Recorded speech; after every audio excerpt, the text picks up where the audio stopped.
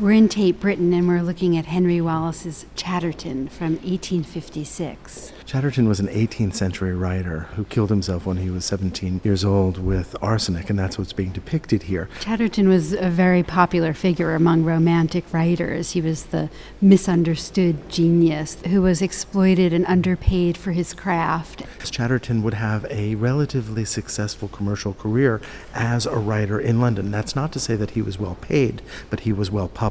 When his account book was looked at after his death, it turns out that Chatterton had been really underpaid for his writing. But what's most interesting is not so much the life of Chatterton, the subject, but the treatment that Chatterton receives in the 19th century.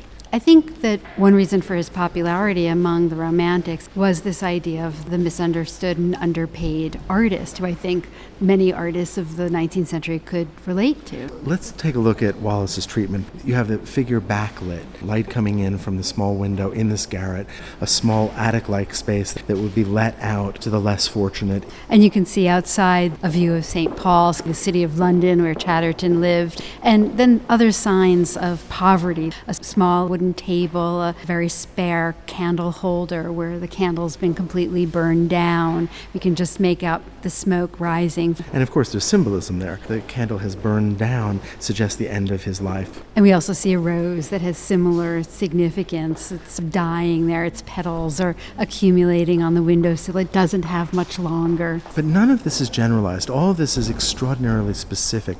The handling, the rendering is so much in the pre-Raphaelite style. There is a strong linear quality and particularity. And look, for instance, at the vividness of the shadows cast by the knots on the bedspread.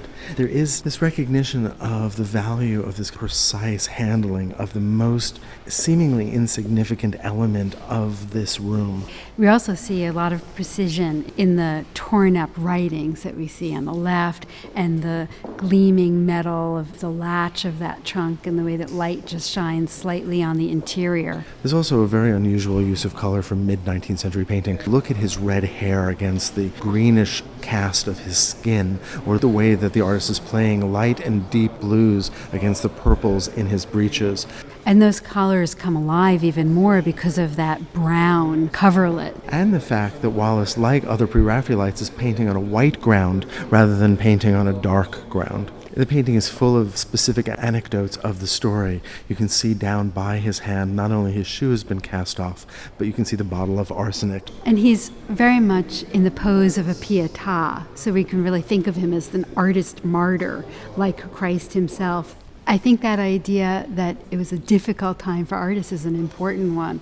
It's now the general public that is the audience and the patron for artists, and that put artists in a really precarious position. Well, this is interesting because in the history of art, patrons had been the church and then the aristocracy. But here now, in our new industrial society, art is one more commodity, and there was an interest in what that meant for somebody who was a creative genius.